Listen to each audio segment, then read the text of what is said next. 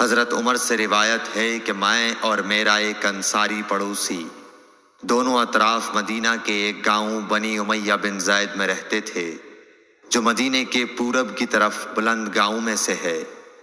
ہم دونوں باری باری حضرت صلی اللہ علیہ وسلم کی خدمت شریف میں حاضر ہوا کرتے تھے۔ ایک دن وہ آتا، ایک دن میں آتا۔ جس دن میں آتا اس دن کی وحی کی اور رسول اللہ صلی اللہ علیہ وسلم کی فرمودہ دیگر باتوں کی اس کو خبر دے دیتا تھا، اور جب وہ آتا تو وہ بھی اسی طرح کرتا۔ تو ایک دن وہ میرا انصاری ساتھی اپنی باری کے روز حاضر خدمت ہوا۔ جب واپس آیا تو اس نے میرا دروازہ بہت زور سے کھٹکھٹایا اور میرے بارے میں پوچھا، کیا عمر یہاں ہیں؟ میں گھبرا کر اس کے پاس آیا۔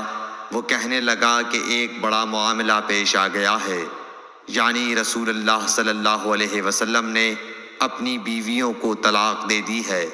پھر میں اپنی بیٹی حفصہ کے پاس گیا، وہ رو رہی تھی۔ میں نے پوچھا، کیا تمہیں رسول اللہ صلی اللہ علیہ وسلم نے طلاق دے دی ہے؟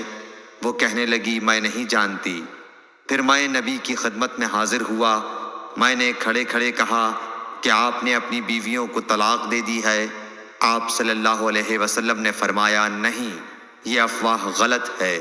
تب میں نے تعجب سے کہا، اللہ اکبر، اللہ بہت بڑا ہے۔ صحیح بخاری، حدیث نمبر 89۔